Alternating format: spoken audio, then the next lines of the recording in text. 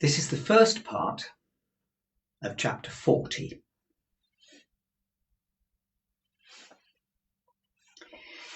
It was fortunate for me that I had to take precautions to ensure, so far as I could, the safety of my dreaded visitor. For this thought pressing on me when I woke held all other thoughts in a confused concourse at a distance. The impossibility of keeping him concealed in the chambers was self-evident. It could not be done, and the attempt to do it would inevitably engender suspicion. True, I had no avenger in my service now, but I was looked after by an inflammatory old female, assisted by an animated ragbag whom she called her niece. And to keep a room secret from them would be to invite curiosity and exaggeration. They both had weak eyes, which I long attributed to their chronically looking in through keyholes, and they were always at hand when not wanted. Indeed, that was their only reliable quality beside larceny. Not to get up a mystery with these people, I resolved to announce in the morning that my uncle had unexpectedly come from the country. This course I decided on while I was groping about in the darkness for the means of getting a light. Not stumbling on the means after all, I was fain to go to the adjacent lodge and get the watchman there to come with his lantern.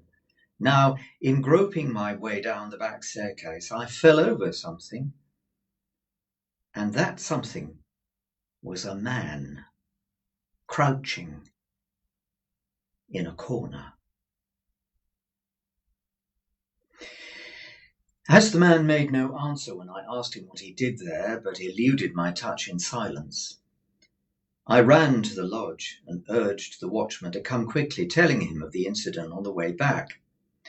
The wind being as fierce as ever, we did not care to endanger the light in the lantern by rekindling the extinguished lamps on the staircase, but we examined the staircase from top to bottom and found no one there.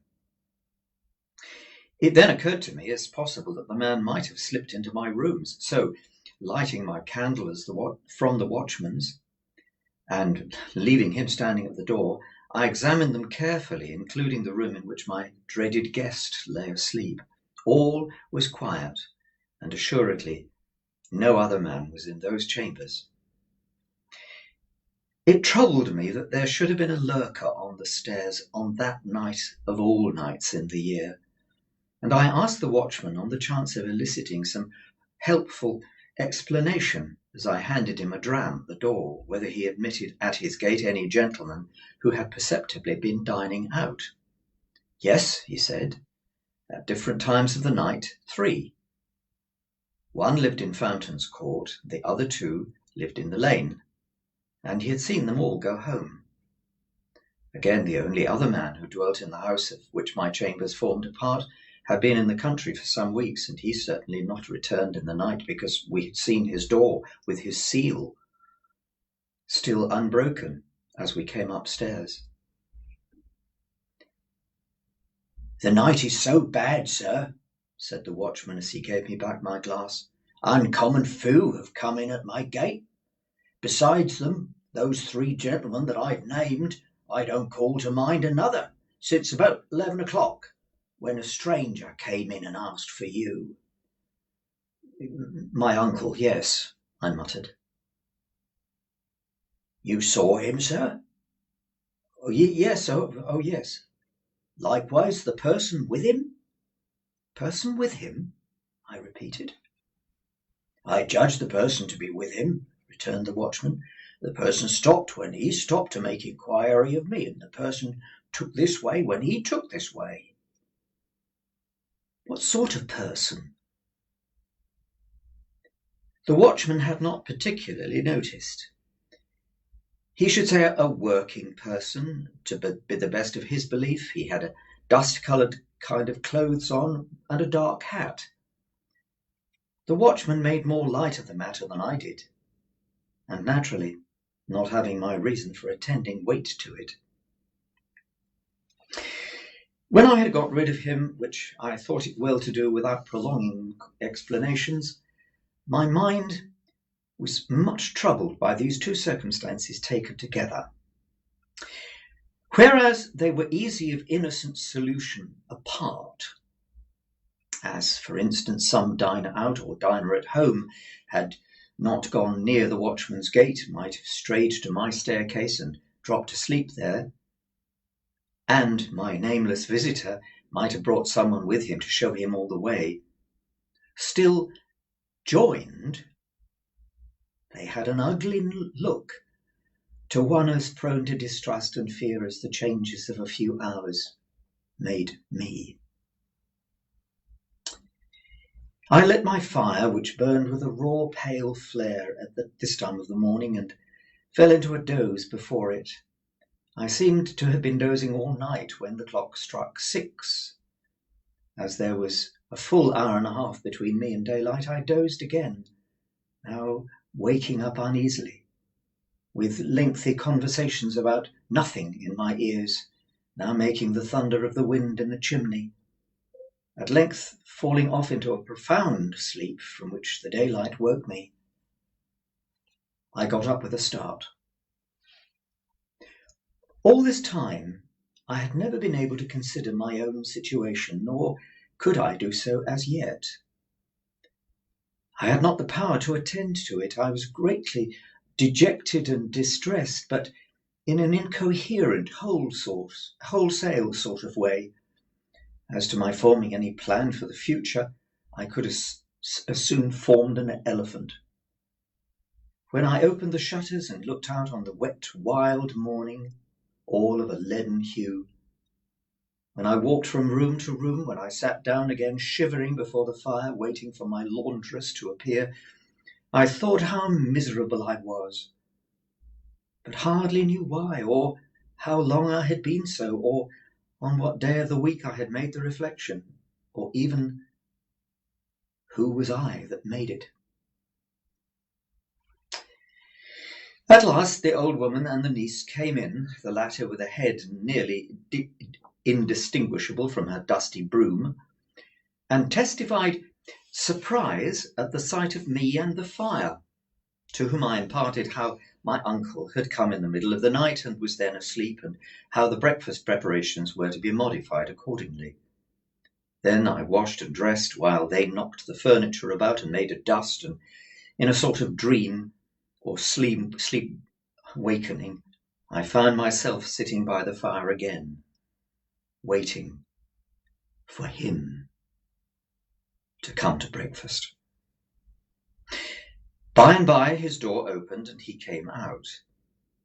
I couldn't bring myself to bear the sight of him, and I thought he had a worse look by daylight. I do not even know, said I, speaking low as he took his seat at the table, by what name to call you. I have given out that you are my uncle. That's it, dear boy. Call me Uncle. You assumed some name, I suppose, on board ship? Yes, I did, my dear boy. I took the name Provis. Do you mean to keep that name? Well, yes, dear boy. It's as good as any other, unless you'd like another. What is your real name? I asked. Magwitch, he answered in the same tone. Christened Abel. What were you brought up to be? A varmint, dear boy, a varmint. He answered quite seriously and used the word as if it denoted some profession. When you came into the temple last night, said I, pausing to wonder whether that could really have been last night, which seemed so long ago. Yes, dear boy. When you came in at the gate and asked the watchman the way here, had you anyone with you? With me? No, dear boy. But there was someone there. I didn't take particular notice, he said dubiously, not knowing the ways of the place, but I think I think there was a person too came in along of me. Are you known in London? I hope not, said he, giving his neck a jerk with his forefinger that made me turn hot and sick. Were you known in London once? Not ever and above, dear boy. I was in the provinces mostly. Were you tried in London? Which time? Said he with a sharp look. The last time. He nodded. First known Mr. Jaggers that way. Jaggers was for me. It was on my lips to ask him when he was tried. What was he tried for? But he took up a knife, gave it a flourish, and with the words, "And what I've done is worked out and paid for," fell to his breakfast. He ate in a ravenous sort of way that was really very disagreeable, and all his actions were uncouth, noisy, and greedy. Some of his teeth had failed him since I saw him eat on the marshes, and as he turned his food in his mouth and turned his head sideways to bring his strongest fangs to bear upon it, he looked terribly like a hungry old dog. If I had begun with my appetite, he would have taken it away, and I should have sat much as I did, repelled from him by an insurmountable aversion, gloomily looking at the cloth. "I'm a heavy grubber, dear boy," said he as a kind of apology when he made an end to his meal. "But I was. If I'd been by constitution a lighter grubber, I might have got into lighter trouble. Similarly, I must have my smoke.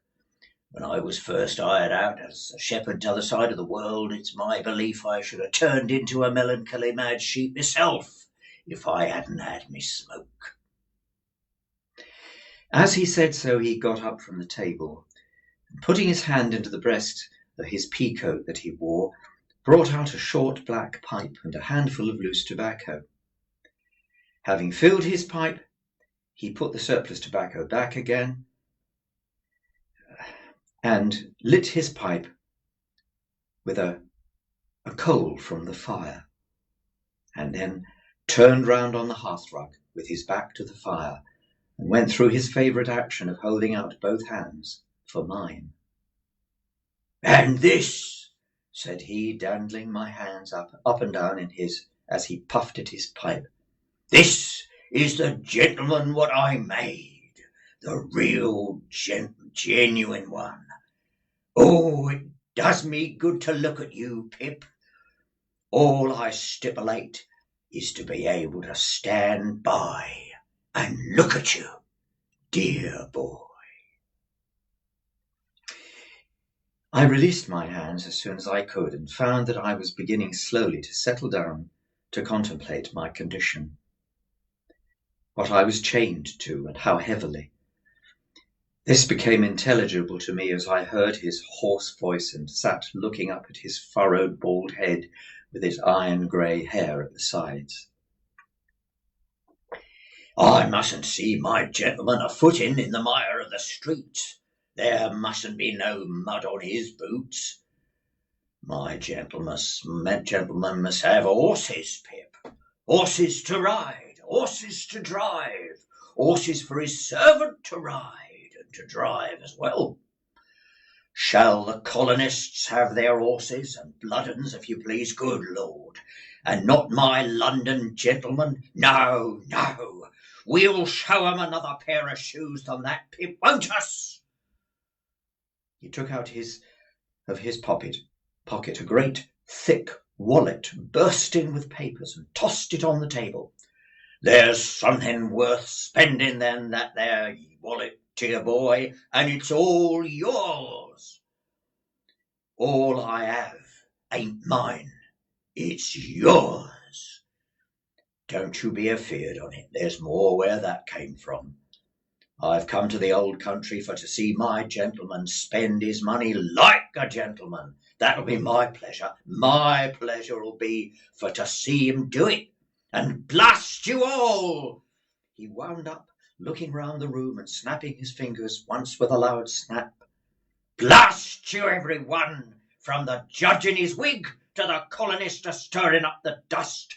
I'll show you a better gentleman than any whose kit you put together. Stop, said I, in a frenzy of fear and dislike. I want to speak to you. I want to know what is to be done. I want to know how you are to be kept out of danger, how long you are going to stay, what projects you have. Looky here, Pip, said he, laying his hand on my arm in a suddenly altered and subdued manner. First of all, looky here, Pip. I forgot myself half a minute ago. What I said was low. That's what it was, low. Looky here, Pip. Look over it. I ain't going to be low no more. First, I resumed, half groaning, what precautions can be taken against your being recognised and seized? No, dear boy, no, said he, in the same tone as before. That don't go first. Lowness goes first. I ain't took so many years to make a gentleman, not without knowing what's due to him. Looky here, Pip, I was low. That's what I was, low. Look over it, dear boy, look over it. Some sense of the grimly ludicrous moved me to a fretful laugh as I replied, I have looked over it. In heaven's name, don't harp upon it. Yes, but looky here, dear boy. I ain't come so far to be low. Now go on, dear boy, you was a-saying. How long are you to be guarded from the danger you have incurred? Well, dear boy, the danger ain't so great. I was informed again, the danger ain't so much to signify. There's Jaggers, and there's Wemmick, and there's you. Who else is there to inform? Is there no such chance person who might identify you in the street? Said I. Well, he returned, not many. Nor yet I don't intend to advertise myself in the newspapers by the name of A.M. come back from Botany Bay. Ha! The years have rolled away, and who's to gain by it? Still, looky here, Pip. If the danger had been 50 times as great, I should have come to see you, mind you, just the same. And how long do you intend to remain? How long? Said he, taking his black pipe from his mouth and dropping his jaw as he stared at me. I'm not a-going back. I have come for good. But where are you to live? Said I. What's to be done with you? Where will you be safe? Dear boy, he returned, there's disguising wigs that can be bought for money. There's hair powder to put on the head, and spectacles, and black clothes, breeches, knee breeches, and what not. Others has done it safe afore, and what others has done afore, others can do again. As to where and how long of living, dear boy, give me your own opinion on it. You take it smoothly now, said I, but you were very serious last night when you spoke of death. And so I swear it is death, said he, putting his pipe back in his mouth. And death by the rope in the open street not far from this, and it's serious that you should fully understand it to be so. What then, when that's to be done? Here I am. To go back now would be as bad to stand ground. Worse. Besides, Pip, I'm here because I meant it. Years and years. As to what I dare, I'm an old bird now, as has dared many manners of traps since first he was fledged, and I'm not afeard to perch upon a scarecrow. If there's death hid inside it, there is. Let him come out and I'll face him, and then I'll believe in him and not afore. And now, let me have another look at my gentleman again. Once more he took me by both hands and surveyed me with an air of admiring proprietorship, smoking with great complacency the while. It appeared to me that I could do no better than secure him some quiet lodging hard by, of which he might take possession of him when Herbert returned, whom I expected in 2 or 3 days. That the secret must be confided to Herbert as a matter of unavoidable necessity, even if I could have put the immense relief I should derive from sharing it with him on one side, was out of the question. It was plain to me he must know, but it was by no means plain to Mr. Provis. I resolved to call him by that name, who reserved his consent to Herbert's participation until he had seen him and formed a favourable judgment of his physiognomy. And even then, dear boy, said he, pulling out a greasy little clasped black Testament out of his pocket, we'll have him on his oath. To state that my terrible patron carried round this little black book all around the world solely to swear people on in cases of emergency would be to state what I never quite established, but this I can say, that I never knew him to put it to any other use. The book itself had the appearance of being stolen from some court of justice, and perhaps his knowledge of its antecedents combined with his own experience in that wise gave him a reliance on its powers as a sort of equal spell or charm. On this first occasion of his producing it, I recalled how he had made me swear fidelity in the churchyard long ago, and how he had described himself last night as swearing to his resolutions in his solitude. As he was now presently dressed in seafaring clothes, in which he looked as if he had some parrots and cigars to dispose of, I next discussed with him what dress he should wear.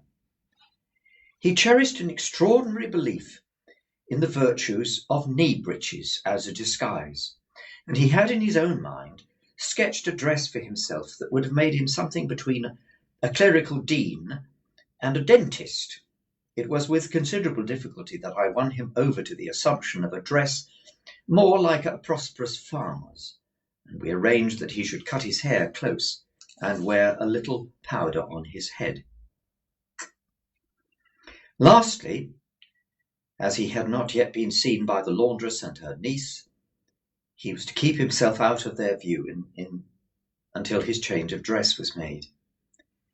It would seem a simple matter to decide on these precautions, but in my dazed, not to say distracted state, it took so long that I didn't get out to further them until 2 or 3 in the afternoon.